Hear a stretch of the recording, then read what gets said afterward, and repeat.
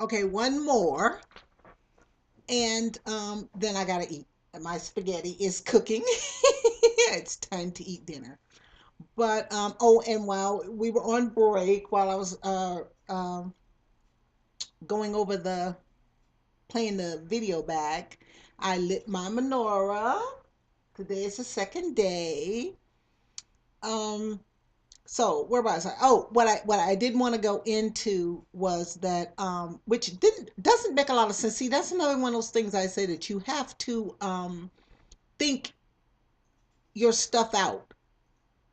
And Richard Wright didn't think this out because if the note said don't contact the police, why would you write newspaper stories? Okay, I mean, you know what I mean? He didn't. Now, I understand from his point of view, he's hanging on my wall. I got a picture of him hanging on my wall.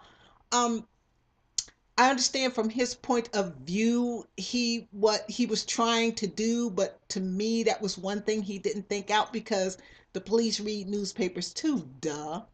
So, um, the newspaper reporters are in the basement where the furnace is, where Mary's body's been burned. And earlier, Peggy had told him to go down and clean the ashes out of the furnace. Now he didn't want to do this. He didn't. Bigger Thomas did not want to go down there and fool with that furnace. So he just went down and pulled the lever, and more coal came down. And anyone who's ever made a coal fire knows that if the ashes were almost up to the grate, and so the furnace couldn't get any air. So and it wasn't getting hot. It wasn't hot upstairs. Peggy made some comment. It's cold upstairs, something like that. So he's down in the basement. The reporters are trying to ask him questions. He's still playing. He's still boo booing, I call it. And she comes down to bring them in some coffee or something. And no, wait, no, Mr. and Mrs. Dalton come down and they put a plea in. Please, if you've whoever's got our daughter, please bring her back. She's all we got. She was born late to us in life, and this kind of thing. And what happened? Oh, one thing I forgot. There's a little bit of blaming the victim in this book. That she's run away before, and that she's running around with these reds, and she's run away with him to Miami or different places like this, and she's done these things her parents don't want her to do. And it's a little bit of that, well, she's a hussy, and if she hadn't been in this position, she wouldn't have got herself kidnapped, kind of, thing. Also, too, we know she's dead. So it's kind of more or less like, well, if she hadn't been, then she'd have done what her parents told her. She wouldn't have been in a position to get drunk, and she wouldn't be, have gotten killed. That kind of thing is a little bit of that. I don't think he meant it intentionally, but it's a little bit of that in it. And also, too, they go and question Jan, and they actually bring him to the Dalton house, and it's the first time that Bigger is confronted. This happens before the reporters and everything are in the basement. It's the first time he's confronted with him, and I think the line is something like, his innocence, makes Bigger angry because this man really is innocent, because what he had lied and said was that, Jan was there, had was in the car, and that's why he didn't put the car away. And when they ask him, when Mr. Dalton and the private detective actually ask him about, bringing Mary home, did he see Mary? Of course, first he lies and goes, no, I didn't see her. And then he kind of goes, well, yeah, I saw her and I brought her home, because he didn't want them to think that he would just leave her in the car with, you know, uh, a strange Negro, the way they put it.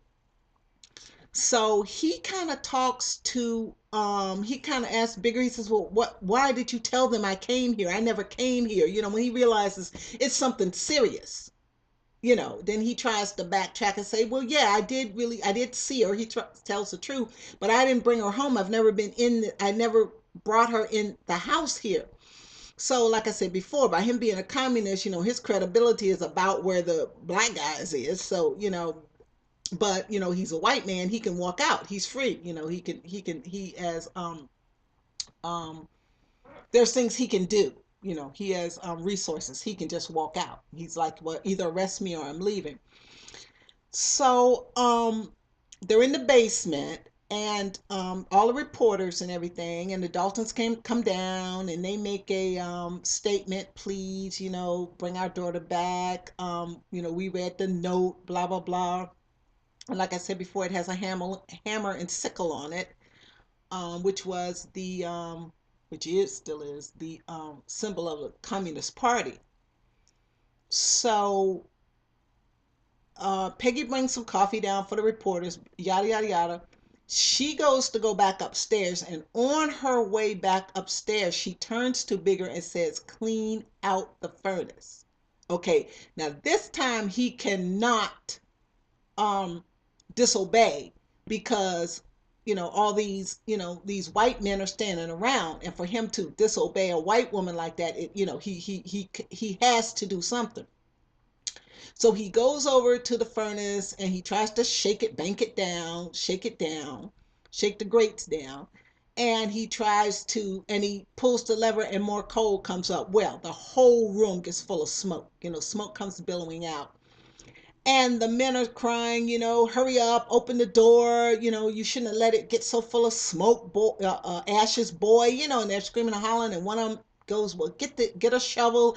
And they're trying to, dig the ashes and stuff out. And he's just petrified. And they're like, what's the matter with you? And he's like, I'll do it, sir. And and one of the reporters is like, no, what?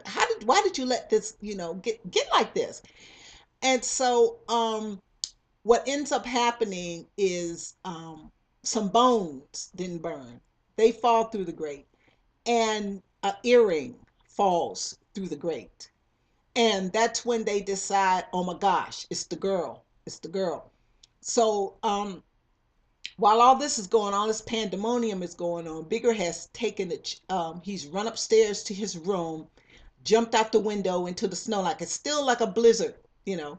And he runs to Bessie's place. And this is when he tells her the truth. He's like, they found the girl. That's all he basically says. He says they found the girl because she could kidnap collapses, you know. So he tells her, look, you've already spent some of the money, so you've got to help me. But the line is something like, he knew he had to settle things with her. He could not leave her, and he could not take her with him. That's pretty much the line itself. Um, so you know what's gonna happen. So he tells her, he says, look, let's we gotta get out of here. We gotta get out of here. So they go, and there are a lot of abandoned buildings where they live in Chicago, because it takes place in Chicago. So um they hide out in these abandoned buildings, and and he has sex with her while they're in hiding out in the abandoned building. She's taking the bed covers, and they're laying there. He throws her out the he kills her with a brick and throws her out the window. And then after that, he pretty much goes downstairs. So he wakes up and goes to sleep.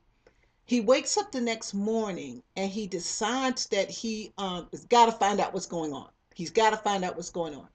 And so he comes out of the it stopped snowing, but the blizzard has closed the city. So he comes out, and he sees a newspaper headline that says, Hunt Black in Girl's Death. And that's when he realizes that they figured it out, that this is it. They figured it out.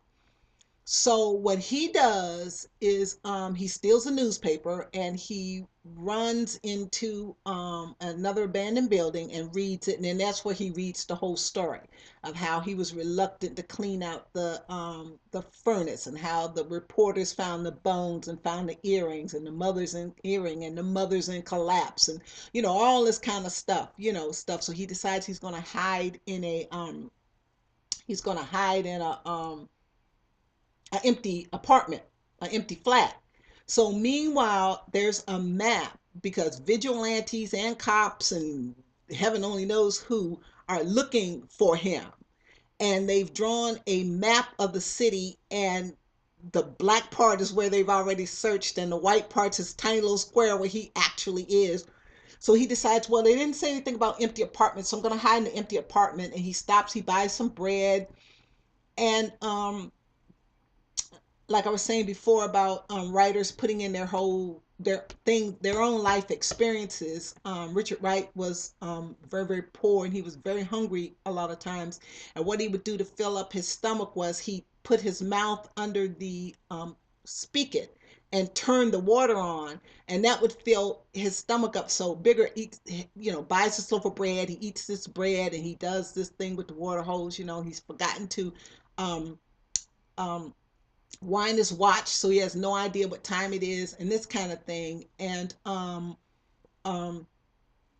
I stole some of that for Autumn. When my arch villain gets ready to escape, some of the same things happens. He goes looking for food. He goes um that kind of uh that same running, that being chased, wherein Bigger is chased by police, and my arch villain is being chased by a posse of white men. It's still white men chasing him.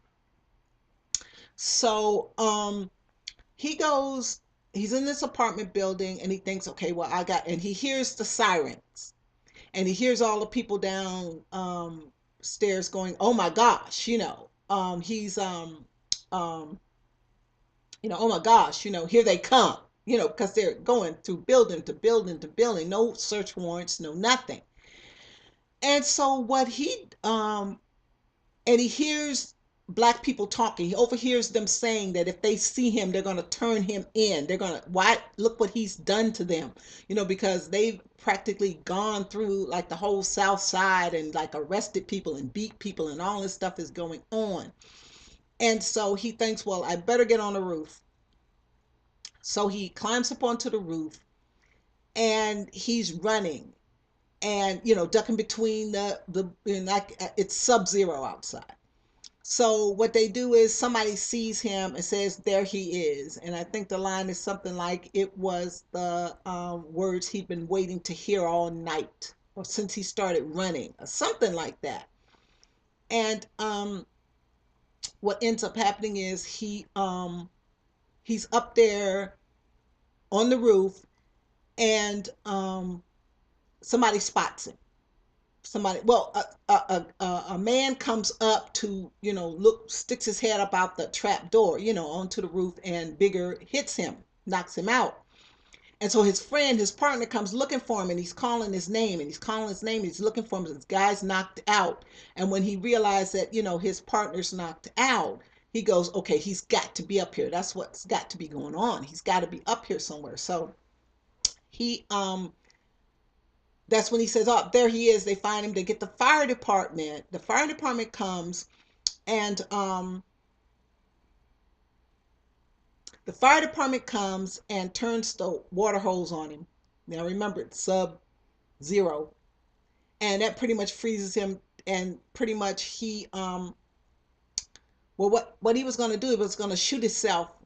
He was going to save his last bullet. He was shooting at the cops and the fire department stuff, and he was going to save the last bullet for himself. He wasn't going to be taken alive.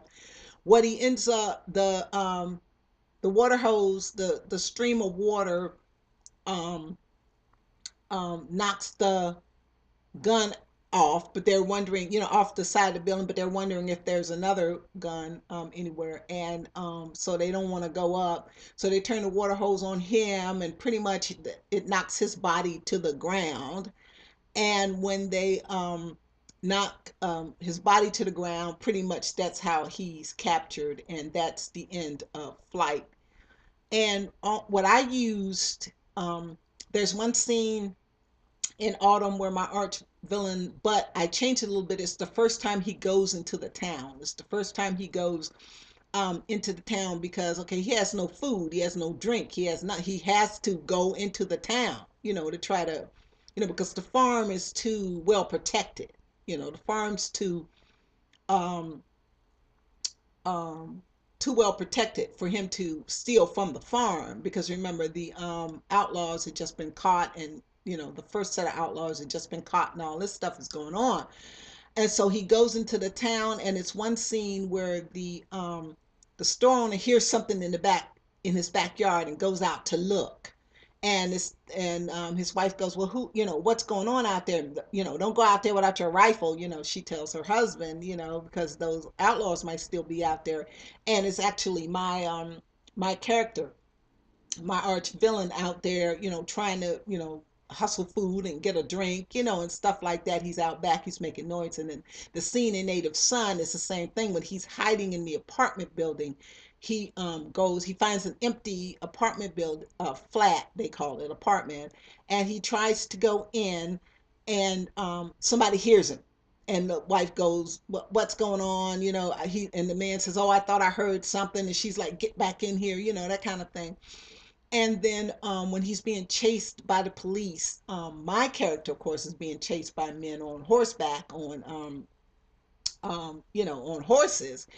And actually, they've gotten off the horses and are walking through the woods, wherein, Bigger Thomas is in the jungle of Chicago, abandoned buildings. Oh, I like that. My arch villain is in actual woods, and at one point, he does say, "I wonder what time it is. Wonder what time it is. What's going on in town now? What have they found the bodies? Have they, this kind of thing." And also there is actually the word "there he is," and he runs, and pretty much the same, almost. I pretty much stole that. Now I gotta admit, a little teeny bit. I don't want Richard Wright's relatives to, it's completely different.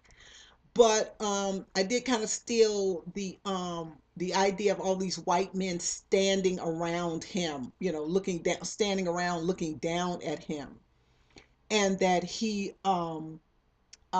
just blacks out. I mean, he's just been on the run. He's starving. Both of the men, Bigger Thomas and my arch villain, have just been running and hungry and dirty and hurt. And my villain is hurt because a dog bit him. So he's hurt. My heroine had gotten away with him from him by throwing dirt in his face, in his eyes. And so he's been basically beat up by a girl. She's gotten away.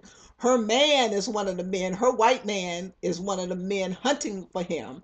The sheriff is hunting for him. I think the store owner is the store owner with them. I can't remember. Yeah, because the store owner is the one um, who stops the farmer, my male main character, from actually killing the um, villain, Marge villain in Autumn. He's the one that says, that's an unarmed, you know, wounded man. You can't just kill him in cold blood. But of course, my male lead wants to murder him.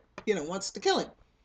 So and the same sort of line almost that darkness swallows him up, that he he's surrounded by all these white faces, he's surrounded by these men bent on murdering him, and he blacks out, and that's the end of Flight. Now Fate is next. I've heard that it's the weakest part of the book. That's what people have said. I don't know, but it's not as exciting, of course, as the others. So it is time for me to eat dinner, and I will do Fear maybe next week or something like that. I'll post these, and I will talk to you guys later. If I don't, happy Hanukkah. Tonight is night 2, and I'll talk to you later.